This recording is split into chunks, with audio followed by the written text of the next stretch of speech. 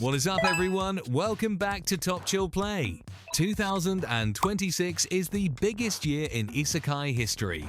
The three most acclaimed franchises in the genre are all returning. Long-awaited continuations are finally arriving. And the Isekai genre is about to prove to everyone who dismissed it that it has grown into something that cannot be ignored. Today, we are counting down the top 10 Isekai anime returning in 2026. Dates, platforms, and everything you need to know before each one drops. Let's get into it. Coming in at number 10, Reincarnated as a Sword. Season 2. This is the Isekai, where the protagonist gets reincarnated not as a human, but as a sentient sword, and it works completely. Teacher, as the sword is called, bonds with Fran, a young black cat beast girl who uses him as her weapon. Together, they travel, fight, and grow stronger, with Teacher providing knowledge and Fran providing the body to wield him. The relationship between the two is the entire show. Season 2 covers the Gene arc, where Fran and Teacher take on the challenge of conquering a floating island dungeon and face an undead king. The production investment from High Dive Signals this season is aiming significantly higher than the first.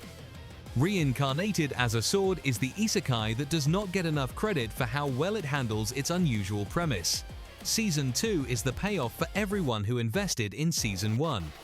Fall 2026 cannot come fast enough for fans of this series.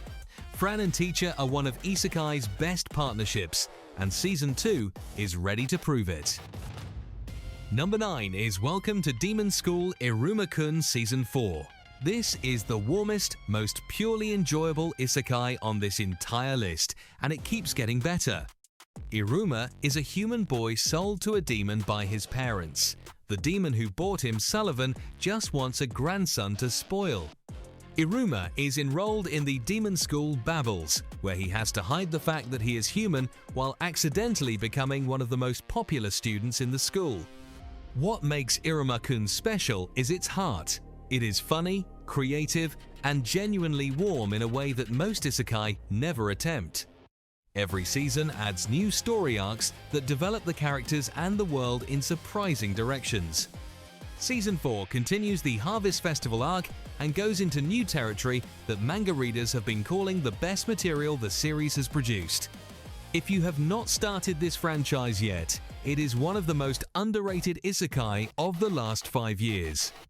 Iruma-kun. Season 4 is the comfort food isekai of 2026. Every episode is a good time and the story keeps finding new ways to surprise you.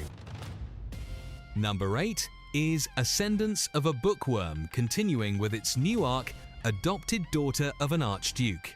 This is the most quietly excellent isekai franchise of the last 5 years. Mine is a bookworm reincarnated in a medieval fantasy world where books are luxury items only the nobility can access. Her goal is simple: make books accessible to everyone. What follows is one of the most creative and detailed explorations of world building in the genre. The new arc moves Mine into the nobility and dramatically expands the scope of the story.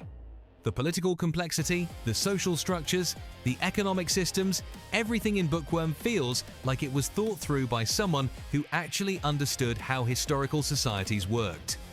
This is the isekai for viewers who want substance over spectacle. It is patient, intelligent, and completely unlike anything else in the genre. If you have not started, go back to Season 1 immediately. Ascendance of a Bookworm is the best written isekai franchise nobody is talking about loudly enough. The new arc is exactly the continuation this story deserved. Number 7 is The Beginning After the End Season 2.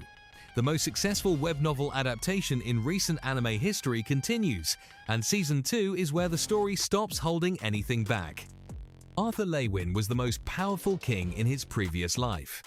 Reincarnated as a child in a fantasy world, he rebuilds himself with the wisdom and skill of his past while hiding his true abilities. Season 1 was set up, Season 2 is where every consequence of everything he has built starts arriving at once. The source material by Turtle Me is one of the most read fantasy stories online globally, with a dedicated international fanbase that has been waiting for this adaptation since Season 1 aired. The production quality in Season 2 is a visible step up, and the story delivers on every promise Season 1 made. If you want an isekai with a protagonist who actually has experience, wisdom, and genuine emotional depth behind his power, the beginning after the end is essential viewing. Season 2 is the payoff for everyone who trusted Season 1. It arrives in spring 2026 and it is ready to deliver. Number 6 is the new slime movie Tears of the Azure Sea. While Season 4 of the TV series is the bigger event, this film is the first major slime release of 2026, and it is the perfect warm-up. The film follows Rimuru and his allies on a mission connected to the sea and to forces that threaten the diplomatic work the Jura Tempest Federation has been building. It is designed to stand as an independent story while connecting to the larger Season 4 narrative. The animation budget on slime films has consistently exceeded the TV series, and Tears of the Azure Sea is no exception. The aquatic setting allows for visual sequences that the land-based arcs of the TV show have not been able to explore. For slime fans, this is required viewing before Season 4 begins. For newcomers, it is an accessible entry point that shows what the franchise can do when it has full theatrical resources behind it. Tears of the Azure Sea premiered in Japan on February 27th.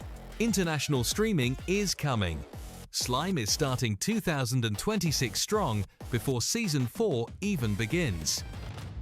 Number 5 is Slime Season 4, premiering April 3rd. The number 1 most anticipated anime in Japan right now is back, and 2026 is the year the Jura Tempest Federation faces its most dangerous threat yet.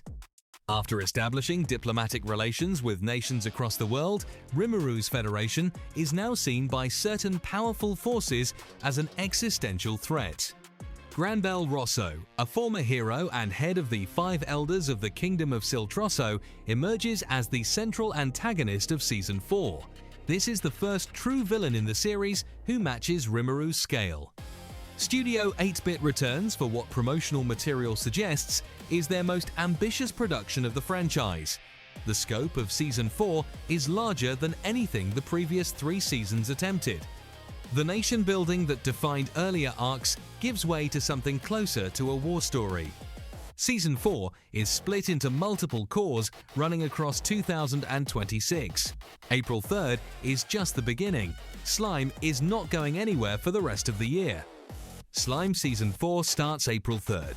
If you are not caught up, you have days to fix that. This is the biggest slime season yet. Number 4 is ReZero Season 4, premiering April 8th. 19 episodes across 2 cores, adapting what light novel readers call the greatest arc in the entire series. The wait is over. Season 4 picks up immediately after the battle at Prestella. Rem remains trapped in an unending sleep. Subaru heads toward the Pleiades Watchtower in the Great Wastes, seeking a sage named Shaula who supposedly possesses all knowledge in the world. The new character, Reed Astrea, voiced by Tomokazu Sugata, joins the cast as one of 3 legendary heroes who once saved the kingdom of Lagunica 4 centuries ago. The Loss arc runs for 11 episodes starting April 8th. The Recapture arc follows with 8 episodes starting August 12th. White Fox returns with the same director and the same commitment to emotional authenticity that defines Seasons 2 and 3. The opening theme is performed by Konomi Suzuki, featuring Ashniko. The ending theme, Ender Ember, is by Myth and Royd featuring TK from Link to Sight Segura. ReZero Season 4 is also the franchise's 10th anniversary celebration. The production investment, the theatrical screenings through Crunchyroll Anime Nights in the US and Canada, and the promotional scope all signal that everyone involved knows exactly how important this season is. ReZero Season 4 is the Isekai event of 2026, April 8th. Be there! Number 3 is Mushoku Tensei, Season 3, arriving in July 2026. The gold standard of Isekai storytelling returns for what the source material promises is its most emotionally significant arc yet. Season 3 adapts the Turning Point 4 arc, which centers on Eris's long-awaited return and her reunion with Rudeus. 5 years have passed since they separated. Both have changed completely. What that reunion looks like and what it cost them is the emotional core of the new season. Mushoku Tensei set the standard for character-driven isekai storytelling. Where other shows in the genre give their protagonists power without consequence, Mushoku Tensei makes Rudeus earn everything through genuine growth and genuine failure. Season 3 continues that tradition with a story that manga readers describe as the most emotionally complex material in the entire series. Studio Bind returns with the same animation quality that made previous seasons visually exceptional. July 2026 marks over 5 years since the franchise began. The ambition of Season 3 matches the scale of everything that came before it. Mushoku Tensei Season 3 arrives in July 2026. It is the isekai that treats character development as seriously as any prestige drama. Do not miss it. Number 2 is Overlord Season 5. The Empire of Ain's Uul Gaon is not finished, and the light novel material Season 5 is adapting is widely considered the most dramatically complex content the franchise has ever produced. Season 4 ended with Ain systematically dismantling the Riastai's kingdom in one of the most calculated and brutal sequences in the series. The consequences of that decision echo through everything in Season 5. The world is finally beginning to understand what it is dealing with, and that changes the nature of every conflict. What makes Overlord unique in the isekai genre is its refusal to make the protagonist conventionally heroic. Ain's built an empire through overwhelming power and careful strategy, and the show is honest about what that means for the people in his way. Season 5 pushes that tension to its logical conclusion. The exact premiere date for Season 5 has not been confirmed, but 2026 has been the consistent target from the production committee. When it arrives, it will be one of the biggest isekai events of the year. Overlord Season 5 is coming in 2026. The question is not whether Ain's wins. The question is what winning costs the world around him. And the number 1 entry on this list is not a single anime. It is a moment. For the first time in isekai history, the 3 biggest and most critically acclaimed franchises in the genre are all returning in the same year. ReZero, That Time I Got Reincarnated as a Slime, and Mushoku Tensei, all of them in 2026. ReZero represents the emotional and psychological peak of the genre. Slime represents the nation-building and power fantasy peak. Mushoku Tensei represents the character-driven storytelling peak. They are 3 completely different visions of what isekai can be, and they are all arriving within months of each other. This has not happened before. The big 3 of isekai returning simultaneously means that 2026 is the year the genre proves once and for all that it has outgrown its reputation for shallow power fantasies and generic protagonists. These 3 series are the argument that isekai deserves to be taken seriously. ReZero on April 8th, Slime on April 3rd, Mushoku Tensei in July. Mark every single one of these dates. Clear your schedules. 2026 belongs to isekai. The big 3 of isekai are all back in 2026. This is the year the genre peaks. Do not miss a single episode of any of them.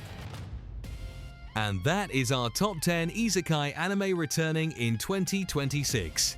Which one are you most excited for? Drop it in the comments right now. The debate starts here. If this list helped you plan your 2026 watch list, hit the like button and subscribe to Top Chill Play for daily anime rankings. I will see you in the next one.